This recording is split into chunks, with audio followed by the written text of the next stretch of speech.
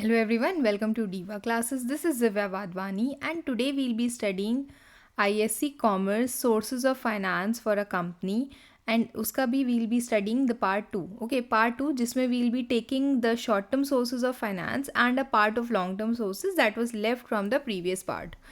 So first we'll study is debentures. When we talk about debentures, these are the borrowings of the company for which the investors give money to the issuers and the issuers give the security as a debenture certificate to the investors, and there can be no collaterals, but yes, it is considered as a borrowing of the company. It is a loan capital of the company.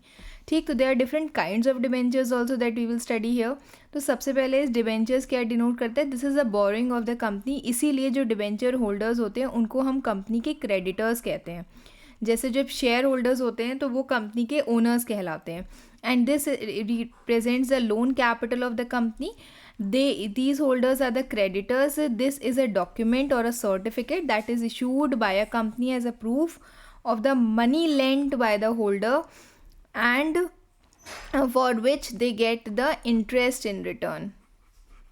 Okay, जैसे shares पर you get dividend, वैसे ही debentures पर people debenture holders receive interest. Then it is an acknowledgement of the debt as well as an undertaking to repay the specified sum with interest on or before the prescribed date. Debenture एक certificate होता है जो company द्वारा issue किया जाता है under a common seal. That is an acknowledgement of the debt कि हाँ, आपने मेरी कंपनी में जो है पैसा लगाया है, with or without charge on the company's assets, that we will study in the types of debentures. Then interest is paid at a fixed rate. जैसे when we talk about equity shares, so interest is paid as per the profits that can be fluctuating also, but here the interest is paid whether there is a profit or a loss. The interest has to be paid. It is payable periodically until the maturity, and then the repayment of debentures is done. It carries no voting rights but generally involve a charge on the company's assets. Then a few features of debentures are given, that is there is no voting right, there is appointment of trustee, there is convertibility can be there into equity shares. These are borrowed funds. It has a fixed rate of interest. It is a compulsory payment whether there is a profit or a loss. It is usually secured. Redemption has to be done. Okay, and then the kinds of debentures. तो these represent the borrowed funds. The kinds of debentures में we'll be studying, and these kinds of debentures जो है ये usually जब आपके आते हैं ये case studies में पूछे जाते हैं, जिसको we'll be practicing soon.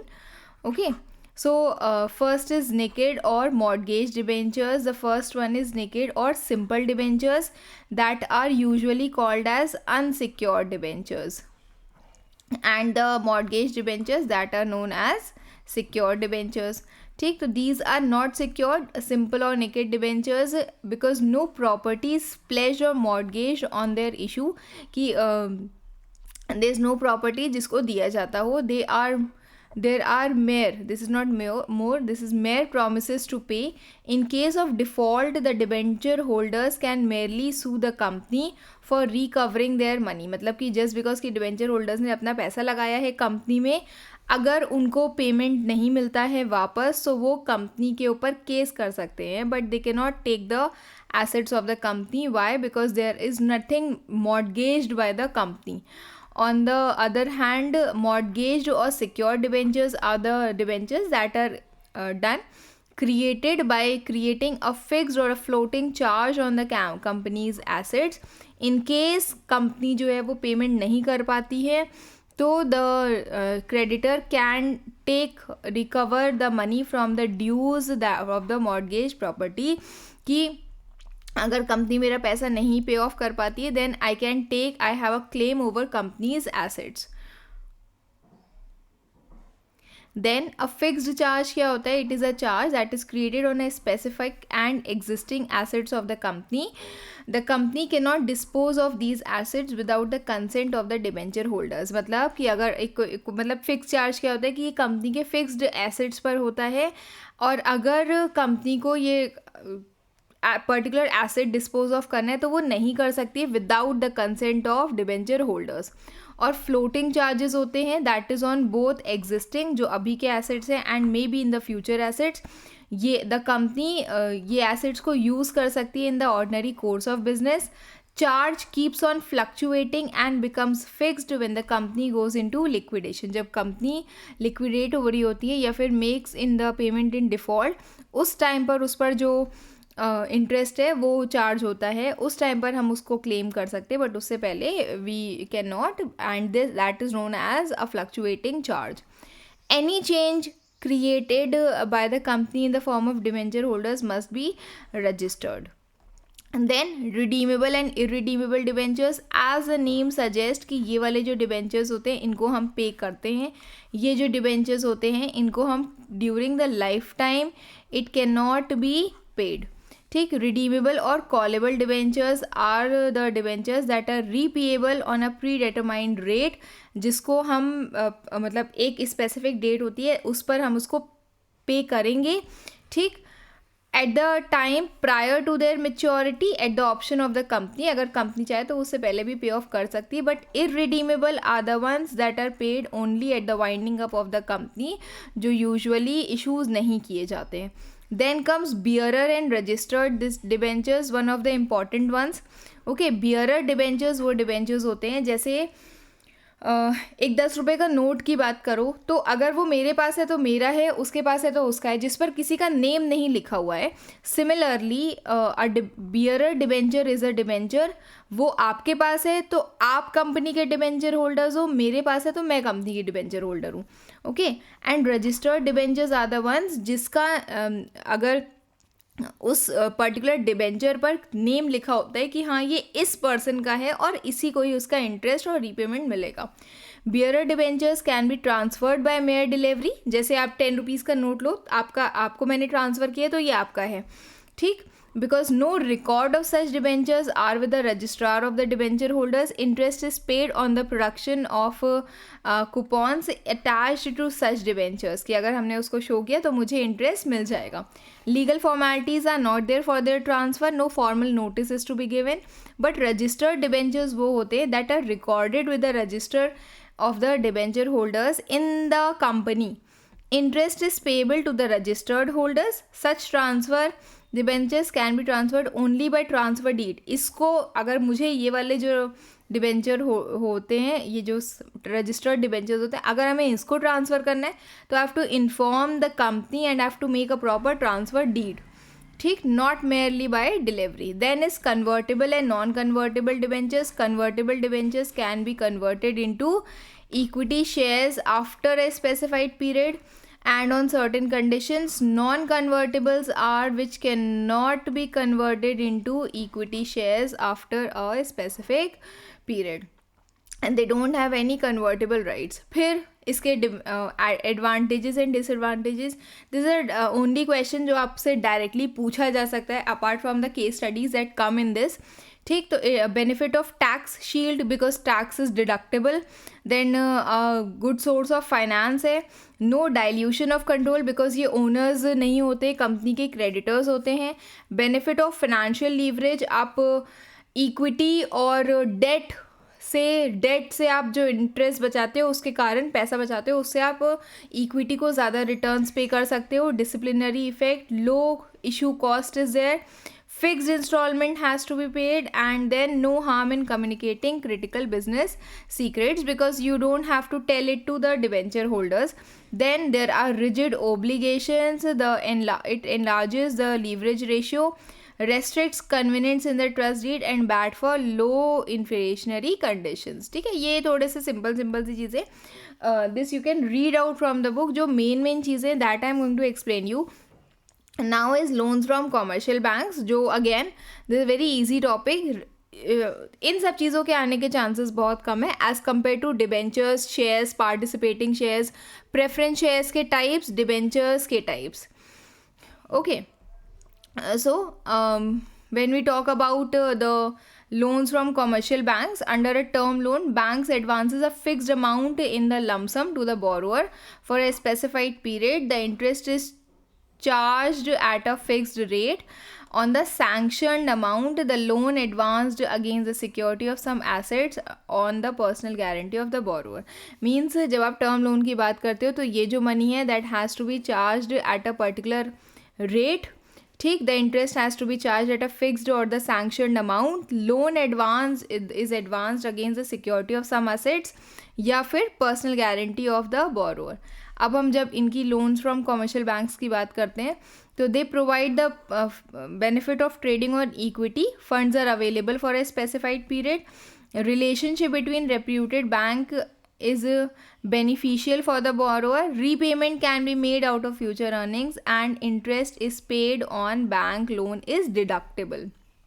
Okay then disadvantages की अगर आप लोन फ्रॉम कमर्शियल बैंक्स लेते हो तो what are the disadvantages? Obviously the security has to be pledged, several time consuming formalities are there जब आप बैंक से लोन लेते हो, interest has to be paid irrespective there is profit और not, credit raising capacity of the borrower can be reduced also after a bank loan, ठीक. Then is loans from financial institutions. Financial institutions offers wide services to individuals जैसे कि depositing, saving, investing and managing money, ठीक. Several financial institutions जैसे कि SEBI, RBI, IRDA, ये तो regulatory bodies हैं. Commercial banks are there, SBI, PNB, HDFC. Development banks are there, NABARD, SIDBI and EXIM. And NBFCs are there, that is Bajaj Finance, Muthoot. तो these are the financial institutions and means इसके लिए ये बताया गया है कि इनसे भी आप लोन्स ले सकते हो. Examples of these are given. In addition to this the LIC, that is life insurance corporation, general insurance corporation, ये भी लोन्स प्रोवाइड करते हैं. एंड दे प्रोवाइड लोन्स मतलब on a lesser interest rate as compare to commercial banks, ठीक है. इनके advantages क्या होते हैं? इसमें both risk as well as loan capital is available. Then new companies which may find it difficult to raise finances from the public can get finances from these institutions. ये specifically बने ही होते हैं इसके लिए कि हाँ development loans provide कर पाएँ. Then these institutions carry a thorough investigation before granting assistance to the concern. Relationship with them helps to increase the credit worthiness of a company, ठीक. Loans and guarantees in foreign currency and deferred payment facilities are also available here. The rate is convenient, the rate of interest and repayment procedures are very convenient and economical as compare to commercial banks. Okay, फिर few demerits that you can study. The concern requiring finances from special financial institutions have to submit it to a thorough investigation, मतलब कि बहुत सारी formalities होती हैं. Few deserving concerns में fail to get assistance because of the formalities और the conditions laid down. These institutions place restriction on the autonomy of management, okay, and the convertibility clause into loan agreements are also there. Okay, फिर the next one is the most important, that is the sources of short term finance, ठीक. Short term finance means कि when a person takes loan for a smaller period of time. तो सबसे पहले हम लोग इसमें पढ़ते हैं public deposits for a short period of time.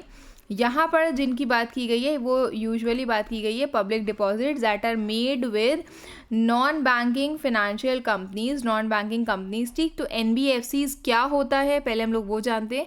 These are the financial institutions that are registered under companies act 1956 और 2013, द रिसेंट वन.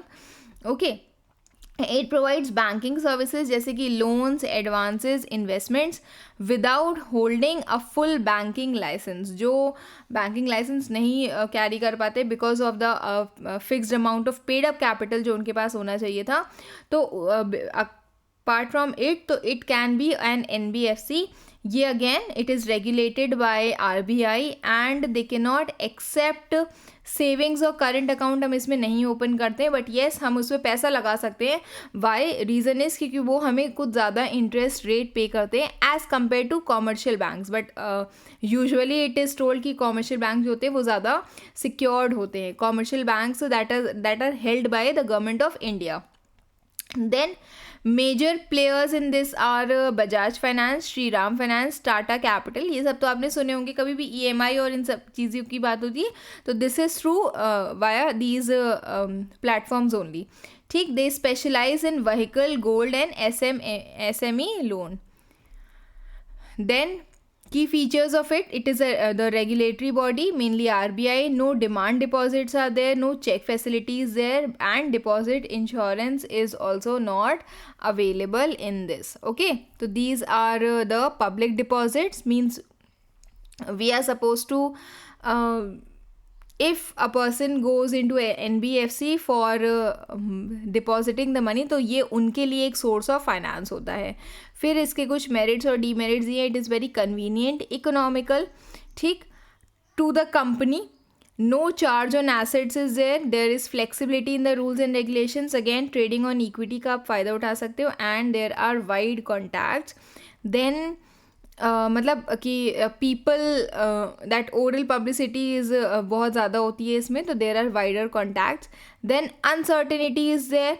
जैसे ही हमें लगेगा कि मार्केट कंडीशंस अच्छी नहीं होती तो जो इन्वेस्टर्स होते हैं वो वहाँ से अपना सारा पैसा जो है वो विड्रॉ कर लेते हैं. Hence public deposits is also known as fair weather friend. ये वाला एक क्वेश्चन एग्जाम में आया भी था प्रीवियस ईयर्स में, 2023-24 में. Okay, then restricts growth of capital markets because people, if they'll be more inclined towards public deposits, they won't be investing money into shares and debentures. Not available to new firms, speculation is there because बहुत ज़्यादा fluctuations होते हैं इनके interest में. And then there is limited appeal because people are not, this public deposits are not well, मतलब so much popular into the public. Then is commercial banks, जिसमें हम bank credit की बात करते हैं. तो यहाँ पर हम जब शॉर्ट टर्म सोर्सेज की बात करते हैं, that has to be paid off within a year. ठीक. तो उसमें कॉमर्शियल बैंक्स का बैंक क्रेडिट भी आता है. Few examples of this are given. सबसे पहला is loans and advances that has to be made in lump sum, that is credited to a separate loan account in the name of the borrower. A loan is a direct advance that is made in the lump sum which is credited to the separate loan account in the name of the borrower. ठीक. जैसे कि अगर आप commercial banks में जाते हो तो वहाँ पर you can if you want to borrow loan from the company, then वो आपके नाम पर एक अकाउंट खोल देते हैं और उसी में ही पैसा ट्रांसफ़र कर देते हैं. Borrower withdraws the full amount in cash immediately and undertakes to repay it into more instalments. ठीक. कि मतलब सारा पैसा एक साथ निकाल लेते हैं and then by the time आप उसको पे ऑफ करते रहते हो. The borrower is required to pay interest on the whole amount from the date of sanction. जिस दिन से अमाउंट आपके अकाउंट में सैंक्शन हुई है उस दिन से लेकर के उस पर इंटरेस्ट पे करना पड़ता है. It can be secured, it can be unsecured. That is to loans granted for some immediate need, that is to hold stocks. उसको हम ट्रांजैक्शन लोन्स कहते हैं. पढ़ लो इन केस एग्जाम में आ जाए, anything can be asked. These are usually secured by pledge of specific assets. ठीक. तो ये जो होते हैं यूजुअली सिक्योर्ड होते हैं. Then is cash credit. Again एक इसमें भी this is not as per your, इसमें लिखा हुआ है it is a running account from which amounts can be withdrawn. ये whatever is written is a different thing, but I have studied about it. ये आपके savings या current account से नहीं होता है, एक सेपरेट अकाउंट आपके नाम पर ओपन कर दिया जाता है. ठीक. That is a cash credit account. और उसी पर ही मतलब you withdraw the money, you invest the money into it. फिर आप विड्रॉ करते हो, फिर आप इन्वेस्ट करते हो. तो एक बोरोअर जो एक सर्टेन लिमिट तक उसको विड्रॉ कर सकता है. And again it can be paid back to from time to time. जितना आप एक्स्ट्रा मनी पे उसमें से विड्रॉ करते हो उस पर the amount is charge. When cash credit is not backed by any security, इसको हम लोग क्लीन कैश क्रेडिट करते हैं. यहाँ पर बोरोअर जो है वो एक प्रॉमिसरी नोट सबमिट करता है विच इज़ साइंड बाय 2 और मोर श्योरिटीज़. मतलब कि आप के आसपास वाले जितने भी जान पहचान वाले अक्वेंटेंसेज हैं उनसे आप साइन करवाते हो. And those have usually an account in that particular bank only. अगर सिक्योर्ड कैश क्रेडिट है, borrower is required to give some security in the form of a tangible asset और गारंटीज. तो दोनों ही केसेस में borrower has to pay the interest only on the amount actually utilised by him.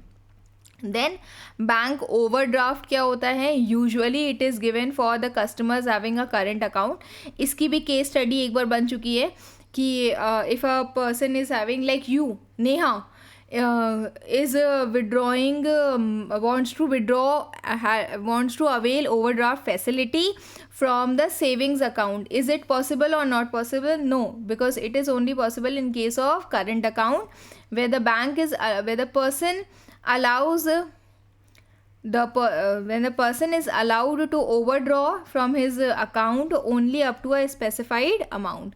ठीक, business enterprises can enter into this arrangement to take care of a temporary for a few days shortage of working capital. तो in such cases में आप इसमें आ सकते हो, interest is charged on the amount that is actually withdrawn or overdrawn and not on the amount sanctioned by the bank. ऐसा नहीं कि 12,000 की लिमिट है तो आपने जो इंटरेस्ट है वो 12,000 पर चार्ज होगा, अगर आपने सिर्फ 2,000 एक्स्ट्रा निकाले अपने अकाउंट से तो उस पर चार्ज होगा.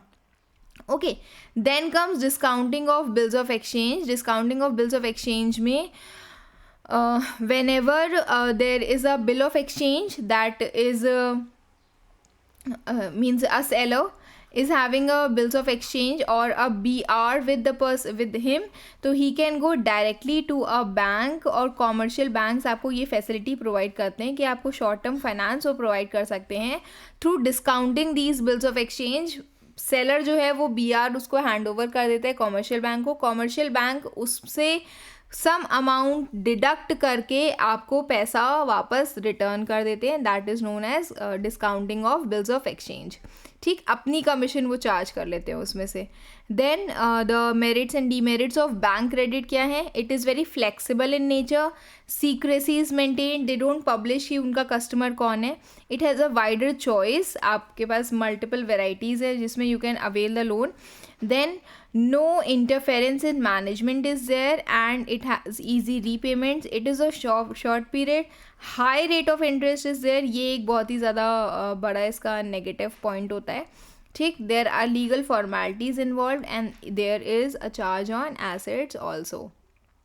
Okay, next is the part of trade credit. Trade credit क्या होता है, जब जो गुड्स होते हैं that are taken on credit. Okay, it is simple trade credit. उधार पर सामान लेना is known as trade credit. जो बायर होता है, here you can consider it as a company only, allowed to purchase the goods and services without paying the money upfront. तुरंत payment नहीं करता है. Due can be paid at a mentioned date in the term of sale. ठीक, trade credit is the credit that is extended by one business concern to another incidental to the purchase or sale of some goods. It is also known as mercantile credit. It is defined as a credit that is extended by the sellers to buyers at all levels of production and distribution process to the retailers. Okay, इसमें consumer credit या installment credit नहीं आता है, वो different होता है. That is it arises out of the transfer of goods and it is usually unsecured. Trade credit usually 15 दिन से 3 महीने के लिए दिया जाता है. This is important. And the buying firm supplies without immediate payment.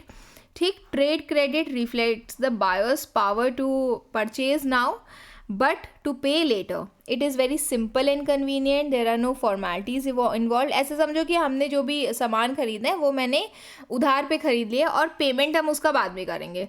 Interest is payable and no security is paid. Flexible source होता है because charge is not there and it is more economical. Then disadvantages, there can be the cases of bad debts. Then it requires a larger working capital to supply goods on credit. फिर होता है instalment credit. जैसे आपने सुना होगा, usually the facility of buying machinery, equipments and other durables on credit. ठीक, जिसमें what happens कि the person has paid a part of the price in at the time of delivery but the balance is payable in the number of instalment. जिसको हम basic words में बोले तो that is EMI, that is emulated monthly instalment. तो वो जितना भी part होता है EMI का that is paid in instalments, इसको हम इंस्टॉलमेंट क्रेडिट बोलते हैं. यहाँ पर the supplier charges the interest on the balance due and the interest is included in the amount of installment credit. Some suppliers provide installment credit through finance companies and commercial banks, जैसे Bajaj finance है, ठीक, या किसी commercial bank के through आपने provide किया जहाँ पर every month the money is being deducted. Usually people वो बाय करते हैं phones, scooty, car on EMI, उसको हम उसी को ही हम बोलते हैं कि EMI पे लिया गया है, ठीक. A business firm can also buy fixed assets on hire purchase basis. इसमें the ownership of the asset remain with the supplier until all the instalments are paid. तो hire purchase when you will go in graduation तब आप इसको पढ़ोगे. Purchase of fixed assets on installment or hire purchase basis enables a business to firm to utilize the asset and make payments of the earnings made from such. High rate of interest has to be paid for each installment. ठीक, जैसे आपने पढ़ा होगा no cost EMI होता है. अब आता है factoring services, a little similar to discounting of bills, but यहाँ पर क्या होता है कि एक एग्जाम्पल इसका दे रहे SBI फैक्टर्स, ठीक. यूट्यूब पे जब आप इसको सर्च करोगे SBI फैक्टर्स तो वहाँ पर एक वीडियो आएगा, उसको देखना. ओके, SBI फैक्टर्स, SBI की अपनी एक खुद की ब्रांच है, दैट इज़ मतलब company, that is SBI factors. तो इसमें क्या होता है कि डेटर जो क्लाइंट है, दे आस्क, डेटर जो है वो पूछता है रॉ मटेरियल के लिए, the client firm provides raw material, एक इन्वॉइस बनाता है, then it is this receives, it is the invoice is given, the bill is given. Later वो जो invoice होती है that is sell an invoice contract to them, the receive the amount, कि मतलब कि ये जो पेमेंट है वो अभी होना है. उन्होंने एक फैक्टर, एक कंपनी से ये काम करवाया कि हमने जो बिल है, बिल के जैसे समझो, वो मैंने इस कंपनी को दे दिया, इस कंपनी से अभी के लिए मैंने पैसा ले लिया, और बाद में जो लेटर में है वो डेटर को पे किया जाता है. डेटर जो है वो बाद में मेक करता है पेमेंट, किसको, फैक्टर को. It is similar to that bills receivable, but वहाँ पर क्या होता है कि एक मतलब the amount charge here is more as compare to that, ठीक. फिर और यहाँ पर इनके ये सेपरेट एक पूरी कंसर्न होती है फैक्टरिंग सर्विसेज जो ये फैसिलिटी प्रोवाइड करती है. तो accounts receivable financing is usually raising finance through the sale और mortgage of book debts, that is the bills receivable. Okay, तो finance companies or factors, they provide such services to business concern through the outright purchase of accounts receivable, and उसी के ही basis पर वो उनको पे of कर देती है. Usually the company advances 60% of the payment, मतलब कि अगर 100 रुपये का बिल है तो हम 60 रुपीज़ आपको दे देंगे, 40 rupees, 40% of 40 rupees is my own commission. Debtors of the firm make payment directly to the finance company. Sometimes debtors may be required to make payment directly to the finance company. Bad debts अगर कोई भी होते हैं तो it is मतलब borne by the business concern. तब फिर सारी चीज़ें क्लाइंट पर आ जाती है, फिर क्लाइंट को पेमेंट करना पड़ता है. Outright sale of accounts receivable is known as factoring.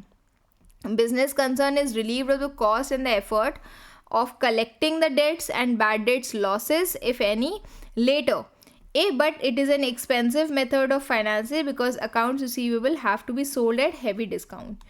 ठीक, तो इसके बारे में you can just go and watch the video, आपको समझ में आ जाएगा और अच्छे से.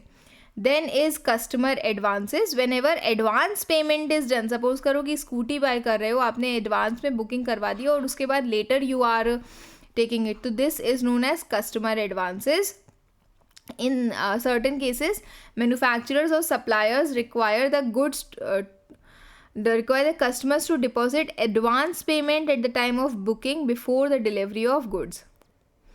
डाउन पेमेंट अलग होता है, डाउन पेमेंट होता है इंस्टॉलमेंट क्रेडिट के टाइम पर, और कस्टमर एडवांसेस होते हैं जो मतलब दिस इज़ द टाइम जहाँ पर कस्टमर ऑलरेडी एडवांस पेमेंट कर रहा होता है.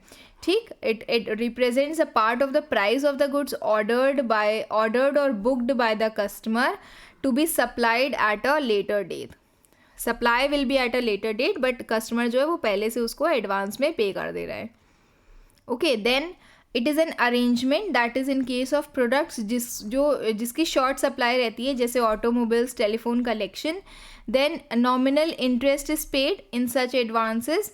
At the time of delivery the advance is adjusted against the price of the article. बाद में क्या होता है कि जब भी एडवांस पेमेंट है, स्कूटी अगर आपने बाय की होगी, आपने देखा होगा कि अक्सर you want something that is very unique, तो आप जाकर के सिर्फ सिंपली खरीद नहीं देते हो, आप उसका ऑर्डर देते हो और ऑर्डर के according you get the payment. And then it provides working capital to the firm, but these are available only to the firms जो durable products को manufacture कर रहे होते हैं, जिसका supply जो होता है usually short होता है.